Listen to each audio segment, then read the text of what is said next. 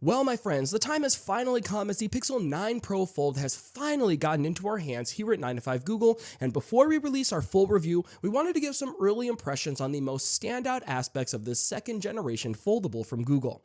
Like I said, a full review is on the way, so if you want to see that, stick around and subscribe, but for now, let's take a quick look at what we know so far. First up is the hardware as a whole, and truthfully, this is where the Pixel 9 Pro Fold got the most improvements. The thinness factor is a big one here as it sits around 10.5 millimeters, which is easily felt in day-to-day use. When closed, it feels incredibly close to a normal candy bar style device in a way that most US foldables are simply unable to do at this time. It is still the heaviest of US foldables at around 257 grams versus the others that hover around 239, but due to how big the inner display and cover screen is, we find it to be a reasonable trade-off, at least initially. Other hardware improvements compared to the first gen Pixel Fold include a less noticeable crease, albeit still equally reflective unfortunately, and a hinge that is significantly better than last year's as it folds completely flat with no effort and is much easier to interact with, something that makes the first gen feel a little less premium in my opinion. Talking screens, the inner display has that square shape like the Z Fold 6 and the OnePlus Open, which I find is more versatile for landscape and portrait content,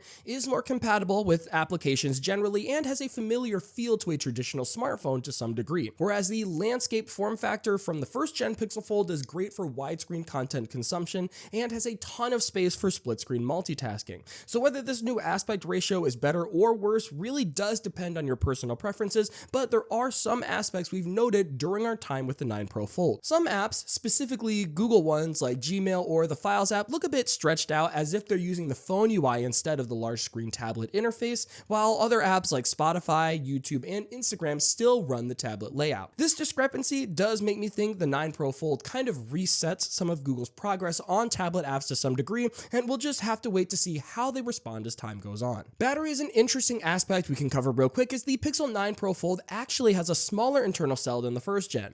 Despite that, results seem pretty decent for a foldable regardless. In these early days, our team is easily able to achieve 3 to 4 hours of on-screen time with heavy use, and was typically able to hit around 6 hours, with one day in particular consisting of an hour-and-a-half Zoom call, hours of YouTube and social media, which left it with about 25% to spare at the end of the day around 8 p.m. Like I said, these are the early days and need a lot more testing. That said, my only concern with battery life is how it will hold up over time, as the first gen Pixel Fold did get progressively worse over time. Something to keep an eye out for with the Pixel 9 Pro Fold. Finally, rounding out this quick impression, we can touch on the Tensor G4 chip real quick. In our very limited testing, this new chip seems to be a night and day difference compared to the G2 as expected.